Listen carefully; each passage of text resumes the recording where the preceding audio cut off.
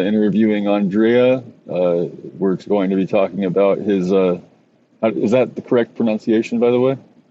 Yeah. All right. We're going to be talking about his magical practice with chaos magic and kind of like what the fundamentals are for him and how he practices it. So, would you like to say hi to the subscribers there, brother? How you doing? How you doing? It's good to meet everyone virtually speaking. Right. So I guess we'll start off with some like groundwork. Like, what age were you when you first like started to get involved into magical or like ritual practice? Well, I mean, it depends on how you calculate that, right? I mean, I was an altar boy, a Catholic school altar boy. If you consider that magic, ceremonial magic, that's certainly way back when. Like, yeah, you know. Yeah, that's true. But I guess I would say more of the occult side of things, right? No, I think it was in my early 20s that I got involved. And I think, unlike a lot of the sort of, I didn't have the easiest road because I was a skeptic, that's for sure. Yeah. And I had something like akin to a shamanic initiation. So it was, there was components of madness, where you thought you'd lose your life, all the stuff that happens, sickness, all the stuff that happens in classic initiations where somebody's sort of edging into magic. If you actually read classic shamanic tales, shamans often risk their lives, and certainly when I started getting to magic, it had that component. I definitely didn't think I was going to make it. I had to figure out how that stuff worked fast. Yeah. I mean, and I thought I was insane. Totally. Because basically I thought, I'm seeing stuff that's not there. Yeah. And there was a point at which I was pretty much like, well, I guess I'm going for an extended trip into the mental hospital. Until some of the roommates that I was with at that point, because I was studying to get a master's degree in computer science, said they apologized to me because they were, thought I was a good guy. But the fact that the shadows moved and formed shapes around me made them too nervous. And I'm like, what? So like they could see this happening also? Mm-hmm. I see. So at that point, I'm like, yeah, that whole insanity arc just went out the window real fast with external validation for stuff that could not be possible if it was in my head. They wouldn't have had that conversation, right? Yeah, I hear that. So as a true scientist goes, well, at the point at which your first hypothesis, madness, incorrect, what's the second possibility? Well, perhaps magic is something we call magic might be real.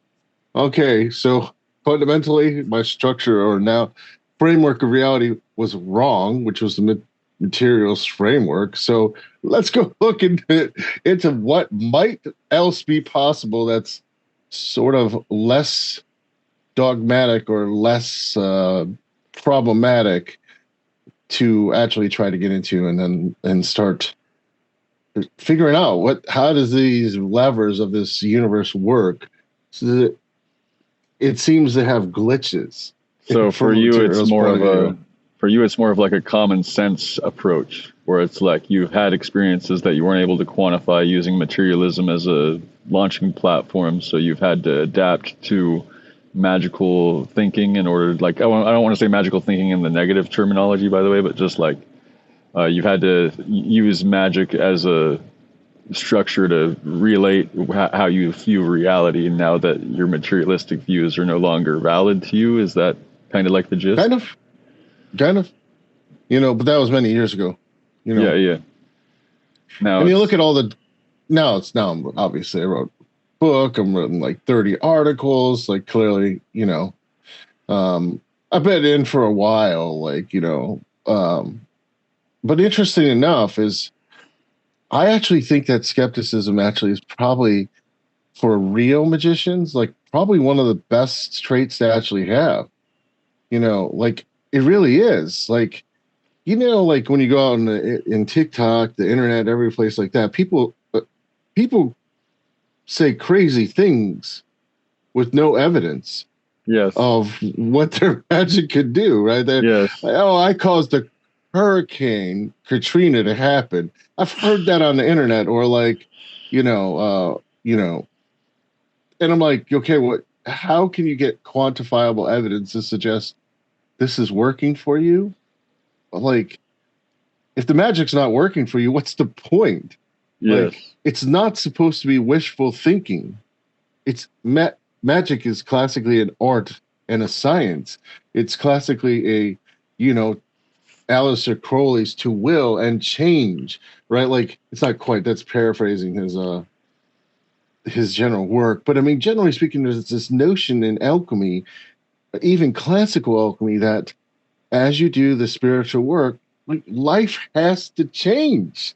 There has to be like clear signs that stuff has gotten better, or at least the outcomes you wanted are hitting sometimes. If you don't, and I think we definitely talk about that more, but that's sort of a practice that if you just sort of have faith, you never bother to record the results. Yes. Like, because it's just going to work, or it doesn't because the gods will it. That's not magic. I agree with you. I have a skeptical perspective also. This is what part of why I find such value in interviewing so many different people with the belief in magic, because I also believe in magic, but I have a skeptical view, and relating to the people I interview and seeing how the different expressions of magical practices can be put into practice, right? And seeing that as like a bouncing board or a reflection back of like what I have experienced has like really helped me realize it's not something that's in my head, and this is something that exists in the world around us. It's beyond just what we think we know. It's something that is unknowable, or at least we're trying to know it, right? Yeah, I think it's closer to that. I think it is knowable, but we don't have the proper language yet. Or at least from the Western point of view. I think probably in the East, the Eastern countries, like Far East countries, their culture is such that they might just be like, yeah, it's magic. Meh. It's not quite like that, but I don't think there's this taboo element, or there's both a taboo and acceptance element to it that is a little weird. It's not a little weird, but it's just a different perspective. Yeah. So it's like, you'll see stuff granted, we can't always trust the accuracy of Chinese journals, but I've seen multiple Chinese journals like trying to quantify the effects of qi practice, and actually like external qi transmission, which you're not going to explain. Like, you're not going to explain external qi transmission based on like psychological models. That's just not easy to do. Like, as in, so they're this far apart. One person was behind a black wall, so they couldn't get the physical cues, and there's this body change in another person's. Now, granted, like with Chinese research, you do definitely have to take that with a grain of salt, because you never know if it's like them saying, hey, we just did this, and it makes Chinese medicine look real good, but enough of that kind of approach to testing the magic, even in the West, if we didn't have the scientism, the religion of scientism, we might try some of those research studies and see what happens, or try to replicate them. Yeah. I mean, we had our major spiritual pursuits in science back in the early to late 17th, 18th century, and then less so in like the 19th century. I believe we had a lot of and then the Nazis performed gruesome experiments against Jews to test their spirituality. I've read about that. There's like all kinds of that's how they found the limits on how long a human can go without eating or sleeping, and that kind of stuff was during those experiments, I'm pretty sure. Gruesome. Yeah. What was I going to say? So you practice CMG, right? Chaos Magic? I don't know. Put hands on chaos magic, but can we actually say there's a practice of chaos magic or just a philosophy of chaos magic, really? I Well, mean, if there's you're, almost no such thing as chaos magic in a way, right? yeah, yeah. You want to Because give a basically, like, yeah, I mean, definition? the whole thing about chaos magic, there's like many names because lots of authors like making lots of money off of rebranding topics that are like, from the 1970s, Yeah. which is chaos magic was actually there. And, in the US and chaos just gets a bad word, which again, but in Europe, it doesn't quite have the same negative meaning. Like it goes back to the original, in some cases, Greek notion, Of the Eris? original Yeah. history of Western, right? Of there's there's chaos, and then the Titans form out of chaos, and then the gods form out of the Titans. And so like chaos is this primordial source, which puts the general idea of what chaos magic is sort of getting at back to what the Hindus call the source light, or the Taoists call the Tao, or the Buddhists call the void. You know, in Greek myth, it was called chaos. And then just to troll all the other more serious occultists, Peter Carroll took a symbol from a freaking board game just to annoy people. It really was just like trolling people at that point on purpose. Like the whole chaos symbol comes from basically, Warhammer 40K. Yeah, yeah. It was purposely, or and it's other fictional sources. It was really just to troll overly serious magicians, like ceremonial magicians, purposely. So, besides the humor and idea of that, the general idea is basically like you cannot have a if you can have a reality where there's competing and conflicting facts, your model's wrong. Essentially, like you can't have somebody who subscribes to a Buddhist paradigm, and if you actually believe, they actually quantify their results. You can't have the fundamental structures of Buddhism, let's say, is fundamentally, if you look at it, would be opposed to a fundamental magical system like the Norse pagan system and the runes. They basically are two totally different worldviews, structural, culturally, and in the tenets of how you should live your life, and yet both get results. It means essentially that either you cannot both get results and both be true in scientific logic, as in there has to be something else going on, and something else that we might call that as a meta paradigm. So chaos magic is best described as a meta paradigm. Like, so you do stuff like switch paradigms, because ultimately any paradigm is equally valid at the point at which that there's nothing true, because nothing can be true if two things are simultaneously true in the model. So you have to elevate to a level above any magical system to say, okay, these are theories, they're not really truth, and these theories can kind of play together. So a worldview or a religion is a theory, it's a map. It's not necessarily the actual mechanics underneath things. And the fact is that we might not be able to describe a set of mechanics per se. We don't know. Well, that's so one this thing is about undeterminating. that's one thing about magic, right? Is we're trying to create our own map of the spiritual plane, and like that's kind of what I think separates the practicing magician from the religious person, is that we're literally drawing lines in the sand, and we're making our own image of what the map of spirituality should be for ourselves, comparatively, rather than accepting the pre-drawn map of the organized system. And the truth is, those pre-drawn maps don't work. They work, but they don't. Yeah. Because until a person internalizes the map, it doesn't work. So you have to actually understand the map. And in every system, you have to believe in the map. Otherwise, it doesn't work. People don't just have no confidence, let's say, in a spirit, they call it. It's not going to show up.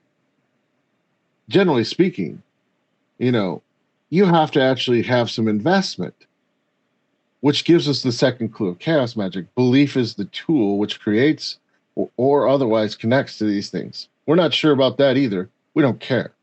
Honestly speaking, like, let a philosopher argue about that, right?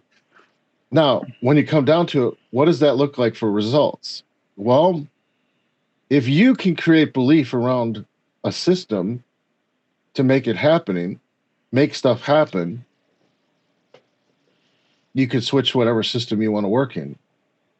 Again, they're all equally valid. Now, you could switch the equation. Like, one thing chaos magicians are famous for saying is nothing is true as everything is permitted. But you could switch the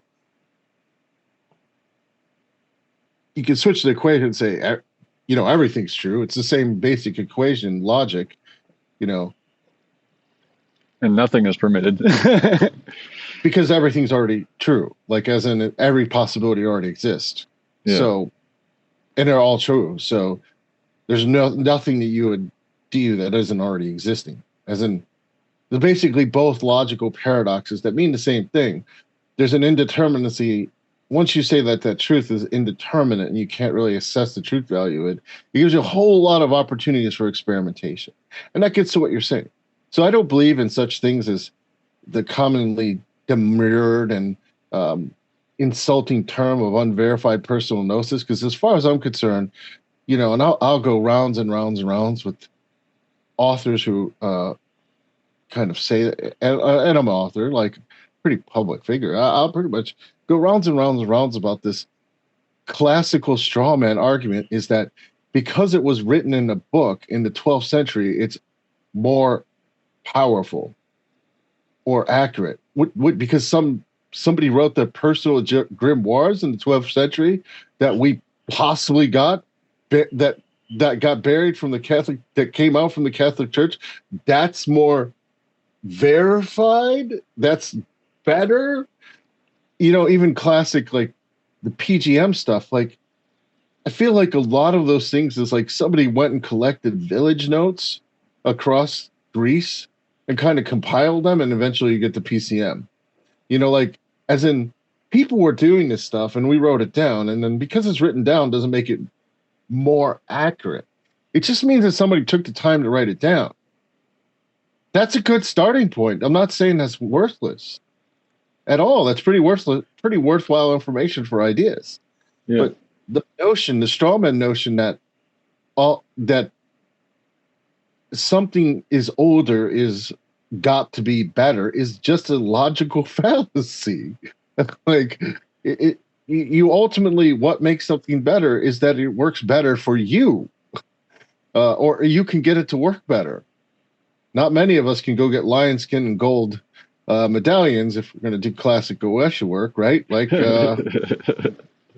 I mean, on a good year, I could probably afford some gold stuff to kind of put a seal in, but lion skills are generally illegal in the States to possess or own. So if you have one of those, you are committing a felony, at least in the U.S. and Canada. So, Fair enough. Yeah, no, I think that magical practice has really, like, evolved with the times. Nowadays we have tech that allows you to, like, really, like, look at us right now having a meeting where we're all super far away from each other, but we're still able to, like, meet our minds together and create new ideas and share and relate with each other despite the vast distance we're apart from each. And even though that's a product of technology and science, it's also, like, an extension of the magical practice itself, right? We can, like, use algorithms which nobody really knows how they function other than the creators of them. And we can try to figure out how they function to make our own magic through that too. Like, everything is magic in a way. Well, my day job is a data scientist, so I help work on some of these algorithms. At least what I do, right? So I kind of understand how they work. And you're right, we can manipulate those things. But the funny thing is about even how these things work.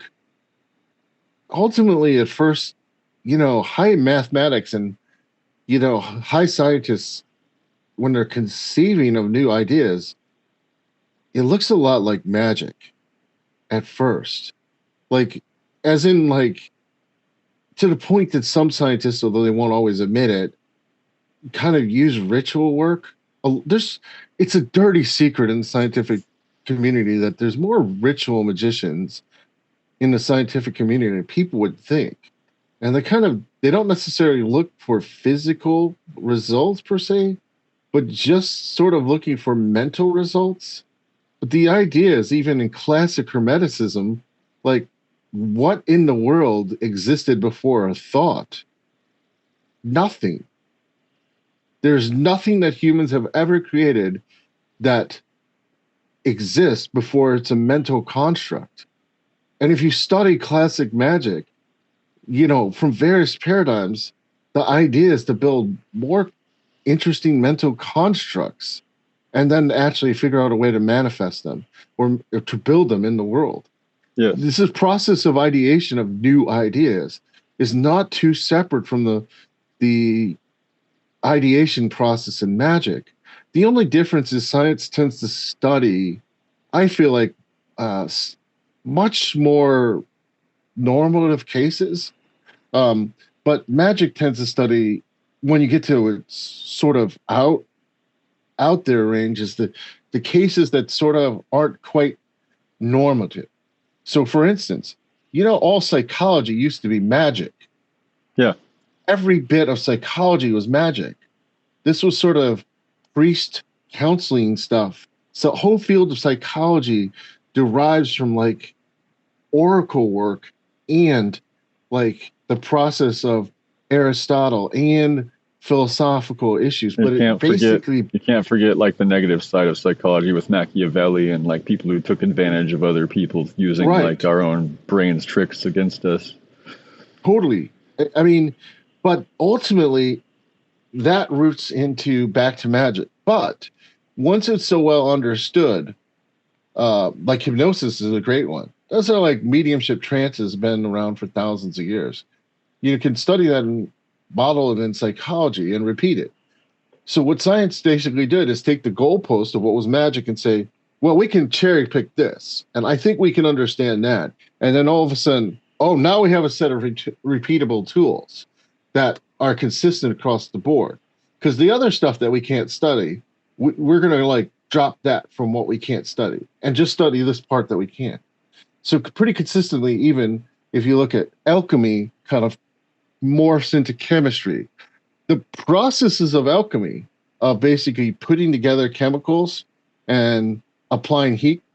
Now in the modern world, we think the alchemical studies, like their model was all wrong, it was garbage. But actually, they laid the foundation for the whole scientific method. Alchemy itself would basically say, if our model's wrong, fine. But the pattern and way that they were questioning their results is the scientific method, and it becomes a scientific method later. So science generally takes the best practice magic consistently and basically makes it commonplace. So like when you actually understand that, you sort of start understanding, wow, these practices of spirituality seem to originate, and then science kind of cherry picks things that make it easier, that they can easier study, and dissects it, and then makes it commonplace and says it's not magic, except it was magic just like a few hundred years ago. Again, the word magic becomes problematic then, because it's like, well, okay, why is there this impetus towards cutting this stuff out when the root of this stuff is from these spiritual studies? And, more than a few drugs have been derived from folklore that were magic, that people encompassed in magic and said that. And I think this topic gets into such interesting areas where if you stop thinking of magic as somehow separate from science, which scientists tend to do, but I consider that the religion of scientism, the absolute faith in the material dogma. Yeah, I wanted That's an to say article of something really faith. quick. Go ahead. Isn't it that like because when you become a professionalized person and you're very focused on one particular topic, you spend enough time doing that topic, you then understand the intricacies of it and how it is materialistically founded, and that's what separates the idea of it being magic for us. I think mentally is that we get so good at the things we're doing, and we know all the things that other people have learned before us that we just kind of look at it like this is what it is and this is here now, rather than thinking about it like this is the product of thousands of years of mental ideation of our ancestors, and we're continuing that chain of reasoning in the moment. You know what I'm saying? Like it's both. It's possible, but I think it's more like just an easier, comfortable answer, right? And I don't think that like hardcore mathematicians or physicists, particularly, like, I'm not sure they're so convinced anymore. Because their thought experiments are extending to stuff that I would feel like is indeterminacy. And once you get there, it's sort of like these sort of weird mind games that magician plays make a lot more sense. And I think, yeah, if you're just a chemist, you just kind of do the rote thing. But you know what? How do you make a new invention if you're working with the same set of variables every day? I don't see it. But most people don't make new inventions, right? What do magicians do? And magicians are into science. I guarantee you, this is what they do. They're very secret about their magic, but they're actually, doing magic for inspiration, and all of a sudden trying to condense those spiritual experiences down into new inventions, new stuff that never existed before, right? Because basically they're trying to expand their consciousness into ways that they can find some new idea, or get inspiration from sources that otherwise wouldn't be combined. And they just get guided, in the process. Again, there's a lot more ritual magicians, a lot more magicians in the sciences than people would think. Oh, I believe it 100%, especially with the like modern religion and like the Eucharist, and like there are these like ritualistic practices in like regularly practiced major religions that we just don't view it as a magical practice because or at least most people don't view it as a magical practice because they're not initiated into any actual magical pursuits. So it just seems like a normal everyday thing because it's something they've done their entire life. But in reality, everyone and most people in the world are participating in some kind of magical practice at any given time. Right. And the thing is like, when we start thinking about it, there's religion and there's magic. And, religion seems to rob people of the magic a lot of times. But if you yourself could perform the full Catholic Mass with the Eucharist, and actually do the advised set of things, and actually do it, using a book like Hands-on Chaos Magic, where you really actually start breaking things down into a component of ritual sets that you have to do, every single component, and actually spend time learning how to do that ritual, I guarantee it would have an effect, much more than people think. But when you're passive just watching the priest, maybe the priest is, half-assing it, right? Kind of getting through his job. Is it the same as what a magician does? No way. Like, a magician's all in. It's not a job. Like, when a real magician sits down to do work, it's like, I mean, the equivalent would be like they're sitting down to do work as if their life depended on it. Which in some cases it might, but they're invested, even if their life doesn't depend on it. The intensity and focus would be there. No, it's not like, got to do this for Mass because it's Sunday Mass. Is that your book that you referenced there a moment ago? Yeah, it was. Of course. You want to go into some detail about what you wrote about and maybe a summary?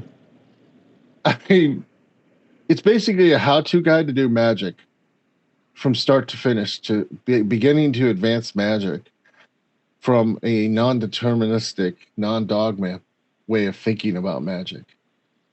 So instead of telling you, I'll be like, instead of telling you this is the way it is, I'll be like, here's a whole set of exercises. You will gain magical skills. And you're going to come to some theories about how magic works. And those theories will probably look like the theories I have, but maybe not. But you'll still have skills. And you'll be able to actually do stuff. And that's the goal. Take people from the basically you don't have any skills to, you actually can do most magic operations.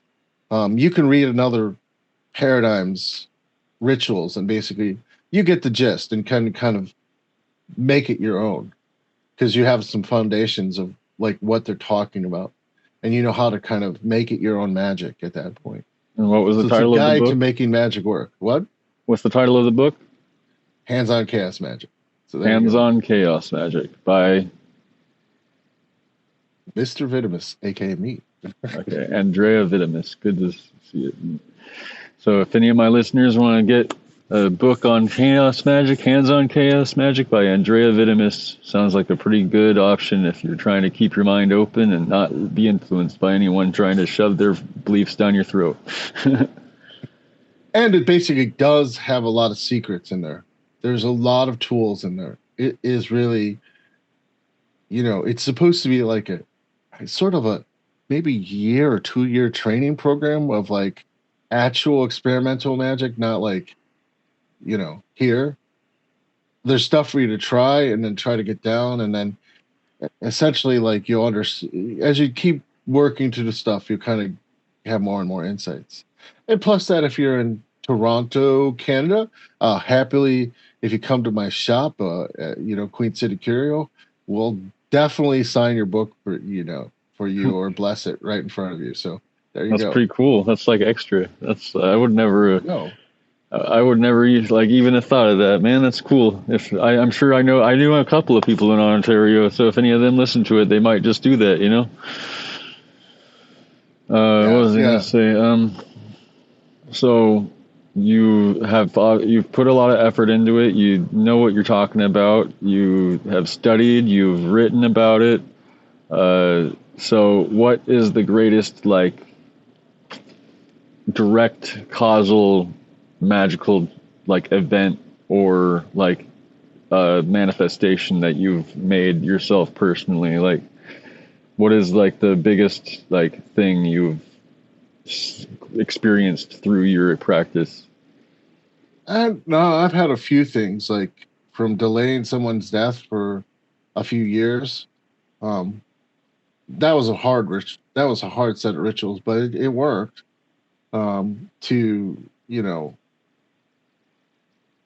When I did defensive magic, someone's house burned down after they were trying to curse me. So that's pretty good, right? Self-defense. Now, what's interesting about that story too is the type of defensive magic I was doing involved fire. So it wasn't oh yeah, this is just not connected. It clearly, everything that I did was all about sort of a classic, circle fire protection, which is a somewhat classical spell.